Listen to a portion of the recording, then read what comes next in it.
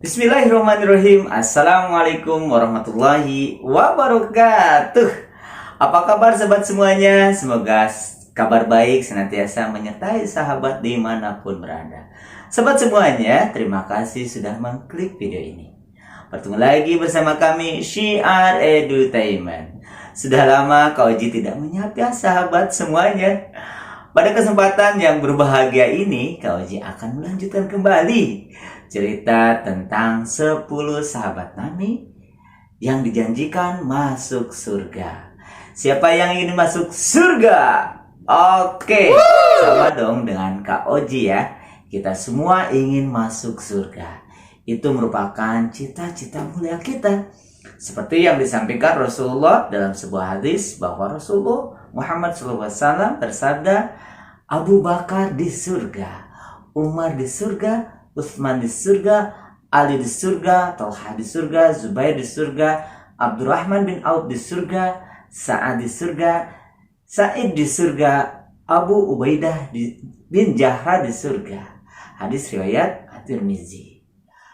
Untuk masuk surga tentunya kita harus taat kepada Allah SWT dan kita harus berjuang. Berjuang seperti apa? Berjuang dengan mempelajari kisah perjalanan hidup dan perjuangan Rasulullah Muhammad SAW serta para sahabatnya. Dan yang paling penting adalah mengamalkannya dalam kehidupan kita sehari-hari. Nah, di video sebelumnya Kak Oji sudah menyampaikan tentang sahabat pertama Rasulullah Muhammad SAW yaitu Abu Bakar As-Siddiq. Di video kali ini Kak Oji akan bercerita tentang kisah sahabat Nabi yang kedua. Siapa? Iya betul, itu Umar bin Khattab. Simak terus ya videonya.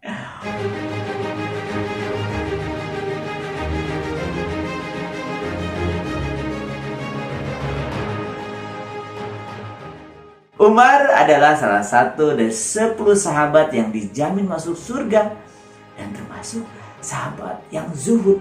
Dia menjadi khalifah setelah kematian Abu Bakar As-Siddiq pada tanggal 23 Agustus 634 Masehi bertepatan dengan tanggal 22 Jumadil Akhir tahun 13 Hijriah. Umar termasuk salah satu pemimpin yang hebat dan suri tauladan dalam masalah keislaman. Beberapa hadis menyebutkan dirinya sebagai sahabat Nabi yang paling utama setelah siapa? Setelah Abu Bakar. Umar memiliki julukan yang diberikan oleh Nabi Muhammad SAW yaitu siapa? Al-Faruq, yang berarti orang yang bisa memisahkan antara kebenaran dan kebatilan. Pada masa kepemimpinannya, kekhalifahan menjadi salah satu kekuatan besar baru di wilayah Timur Tengah. Selain menaklukkan kekaisaran Sasaniyah yang sudah melemah hanya dalam kurun waktu 2 tahun, Umar berhasil mengambil alih kepemimpinan 2/3 wilayah kekaisaran Romawi Timur. Perluasan wilayah ini juga diikuti berbagai pembaharuan dalam bidang pemerintahan dan politik. Departemen khusus dibentuk sebagai tempat masyarakat dapat mengadu mengenai para pejabat dan negara. Ketika ada pegawainya yang berlaku sewenang-wenang, Umar memberinya peringatan. Ia sangat mencintai keadilan. Berkat jasanya, masyarakat bisa merasakan indahnya Islam. Mereka hidup dalam keadilan dan perdamaian. Pembentukan Baitul Mal atau lembaga zakat menjadi salah satu pembaharuan Umar dalam bidang ekonomi. Segala capaiannya menjadikan Umar sebagai salah satu khalifah paling berpengaruh sepanjang sejarah. Sebelum memeluk Islam, Umar adalah orang yang sangat disegani, ditakuti oleh penduduk Makkah. Dahulu, Umar dikenal sebagai seorang peminum berat. Beberapa catatan mengatakan bahwa pada saat sebelum memeluk Islam atau masa kekosongan Nabi yang dikenal sebagai masa jahiliyah, Umar suka minum anggur. Setelah menjadi seorang muslim, ia tidak pernah menyentuh lagi alkohol sama sekali. Meskipun belum diturunkan larangan meminum khamar atau yang memabukkan secara tegas. Ketika Nabi Muhammad menyebarkan Islam secara terbuka di Mekah, Umar bereaksi sangat antipati terhadapnya. Beberapa catatan mengatakan bahwa kaum muslimin saat itu mengakui bahwa Umar adalah lawan yang paling mereka perhitungkan. Hal itu dikarenakan Umar yang memang sudah mempunyai reputasi yang sangat baik sebagai ahli strategi perang dan seorang prajurit yang sangat tangguh pada setiap peperangan yang ia lalui.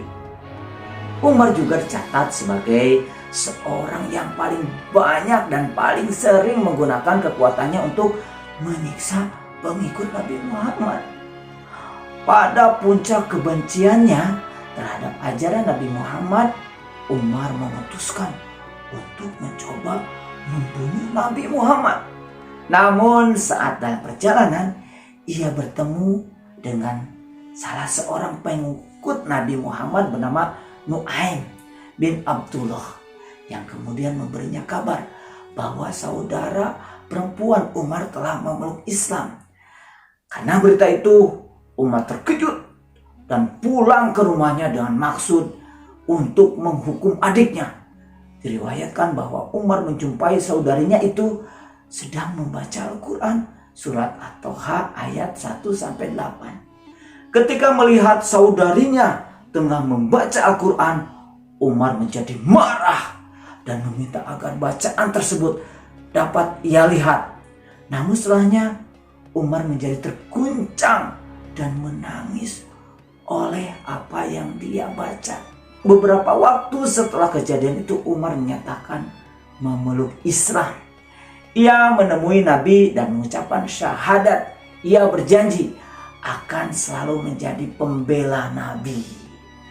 Tentu saja hal ini membuat hampir seisi Mekah terkejut, karena seseorang yang terkenal paling keras menentang dan paling kejam dalam menyiksa para sahabat, para pengikut Nabi Muhammad, memeluk ajaran yang sangat dibencinya.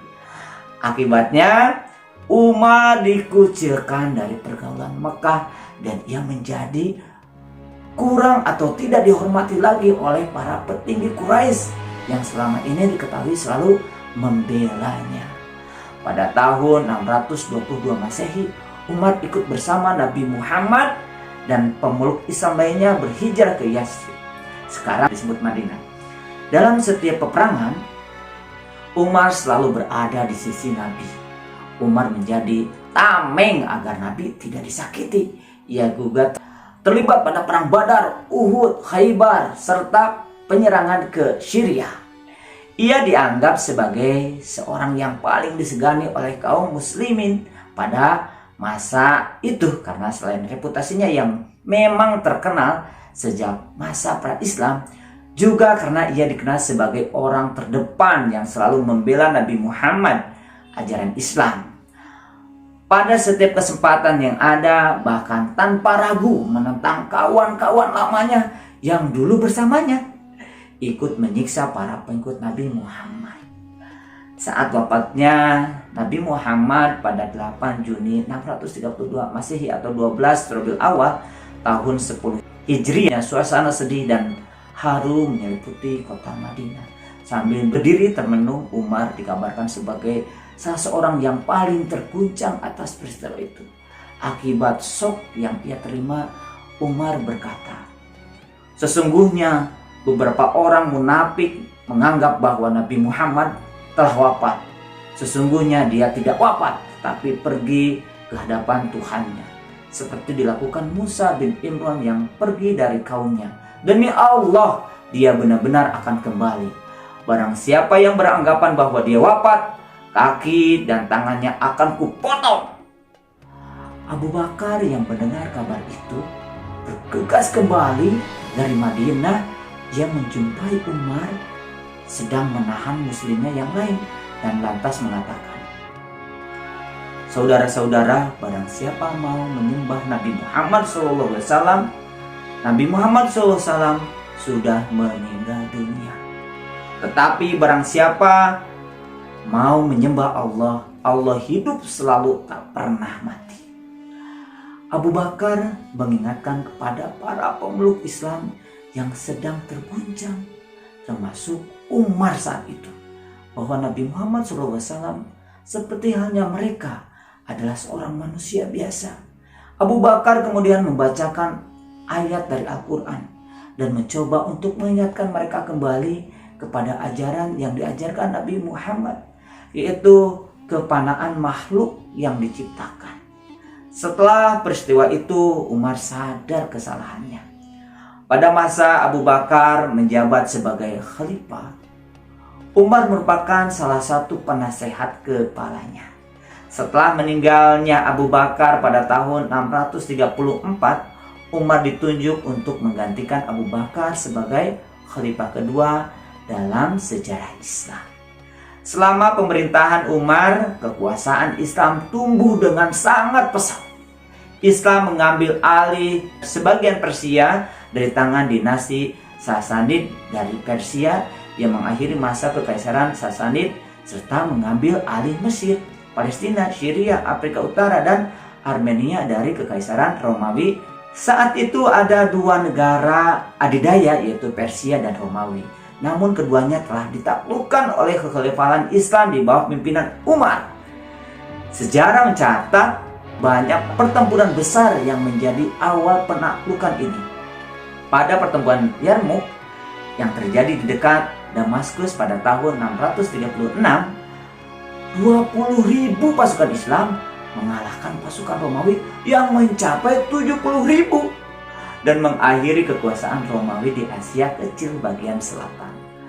Pasukan Islam lainnya dalam jumlah kecil mendapatkan kemenangan atas pasukan Persia dalam jumlah yang lebih besar pada pertempuran Al-Qadisiyah tahun 636 di dekat sungai Euphrates. Pada pertempuran itu, jenderal pasukan Islam yakni Sa'ad bin Abi Waqqas mengalahkan pasukan Sasanid dan berhasil membunuh jenderal Persia Rustam Farrukh. Pada tahun 637 setelah pengepungan yang lama terhadap Yerusalem, pasukan Islam akhirnya mengambil alih kota tersebut.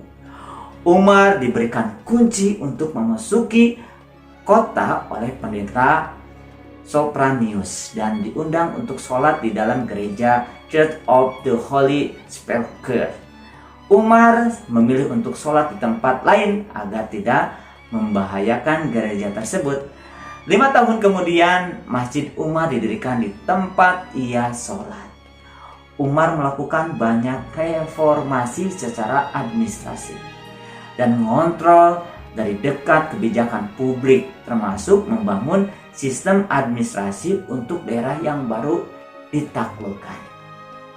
Ia juga memerintahkan diselenggarakannya sensus di seluruh wilayah kekuasaan Islam.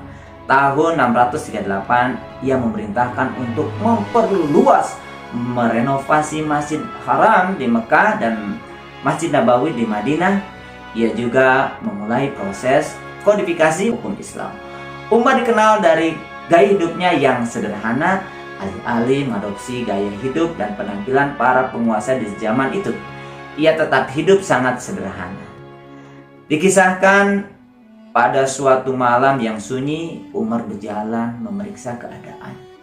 Ia berhenti di sebuah rumah dan mendengarkan suara tangisan anak. Suara sang ibu yang sibuk menenangkan.